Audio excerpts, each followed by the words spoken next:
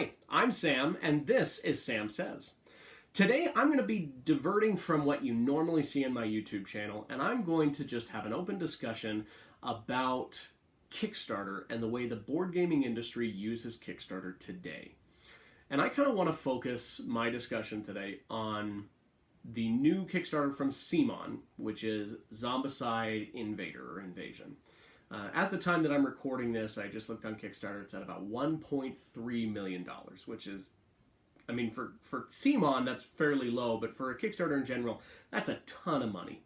And I want to talk about why I'm not backing it. So I back a lot of projects on Kickstarter. I'm a super backer. I've backed over 100 projects. I see a project and I just kind of throw money at it because it gives you kind of a thrill. It gives you kind of a rush. And I have loved Kickstarter. Been using it for years and for years. And Kickstarter itself has morphed in the way that the board gaming industry uses it. So Kickstarter itself has been meant for people who do not have the funds to be able to make their dreams come true. In our industry, it's to make a board game happen. You know, the production costs, the art, the graphic design, getting everything finished, getting it published, produced, shipped out. This just costs a lot of money. And so that's been great for Kickstarter to get so many new board games into the hobby. But it's kind of morphed into something that, for that reason, is still being used. There are still new content creators coming out that don't have the money and wouldn't be able to do their stuff otherwise. But it's also become a pre-sale platform for a lot of major companies like CMON. Now, I personally don't have a big issue with that in general. I think you can back Kickstarters for whatever your personal reason is. For me, I look at it and I understand that for most people, it is going to be just an advanced pre-order system. For the board game companies, it's great because they get a guaranteed set amount of pre-orders. They know there's going to be demand for the game before they even make it, which is incredible for an industry to be able to have that tool available for them. And so I have no problem with publishers using that tool, even if they don't have to, because I see it as just a tool for their business. And I understand that, and I accept it. My issues come with Kickstarter exclusives. I don't love them. Don't get me wrong, as a business tactic, it makes me want to buy the project, to back the project on Kickstarter, because if I don't back it on Kickstarter, I'm not going to be able to get that ever again. Or if I do, I'm going to pay a ridiculous premium on, eBay or some other aftermarket site to be able to get that exclusive character or piece or whatever it is. So I personally do not like Kickstarter exclusives. There are some exceptions. So if you look at the way that CMON did their A Song of Ice and Fire campaign back in August. So A Song of Ice and Fire is they're going to be their tabletop war gaming thing, and I backed it. I'm pretty excited for it. Hopefully it'll be delivering within the next couple months. But their Kickstarter exclusives that they added to that had zero effect on gameplay. None. All they were added miniatures, because what they want to do with that is their whole way that, as far as I understand, that they're planning on making that product line succeed is to be able to have retail presence. So presence in the friendly local gaming stores where they can get in with the wargaming community and hopefully bring some tabletop board gamers into more of the war game thing by taking the game and making it more to a board game rather than a war game. Anyway, we don't need to talk about that. But all of the Kickstarter exclusive stuff is stuff that doesn't affect gameplay whatsoever. They're extra sculpts for a character that you're already going to get. That I'm okay with. As a Kickstarter backer, it adds some value to you because you get some extra cool stuff, especially if you like painting. More stuff to paint, more options in case you really like, a mini with this pose instead of a mini with that pose or whatever. I liked it. I didn't have a problem with it. I didn't need the extra sculpts. But I think what companies can do with Kickstarter is, while they're using it as a pre-order platform, just give people a better price. And you know what? I honestly believe there's going to be a great response with having Kickstarters at a lower price than what they're going to pay in retail. Because that's what people are going to go for. Sure, they go for these Kickstarter exclusives, but what happens is when a game comes out, and I've had this happen so many times with that game, Blood Rage. Okay? I am one of the lucky ones who actually backed the Kickstarter when it came out. That's before every CMON Kickstarter was huge. And so I have all of these extra monsters that absolutely affect gameplay when you put them in. And I've had lots of friends that I've played the game with. They've loved it. Oh man, rave over Blood Rage.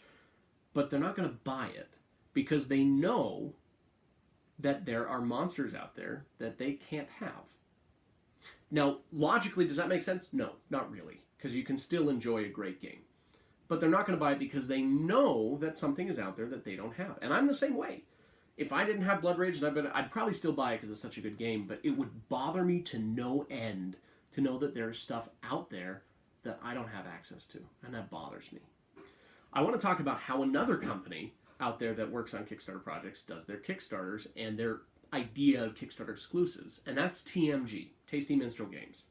So what they've been doing with a lot of their games is they do a deluxeified version, which, from what I've seen with their deluxeified version options, is there's no change to gameplay. What it does is it's taking these components and making them better. You know, where you would have cardboard chits, now you have wood ones or metal coins or other things that are not necessary for gameplay, but in general I think makes the gameplay more appealing, gives you a more immersive experience. Things that I really like as a board gamer, I love to have those upgraded components. I don't mind paying a little bit extra for them because I love them so much. But TMG only does that on Kickstarter. But the retail version is just as playable as the deluxeified version, just with normal components you'd expect to see in a board game. That, in my opinion, is the way to do a Kickstarter. You say, hey, for you as a Kickstarter backer, I am adding value to you for backing my Kickstarter. I'm giving you all of this extra stuff. But your people who want to buy the game afterwards, you're not missing out on anything.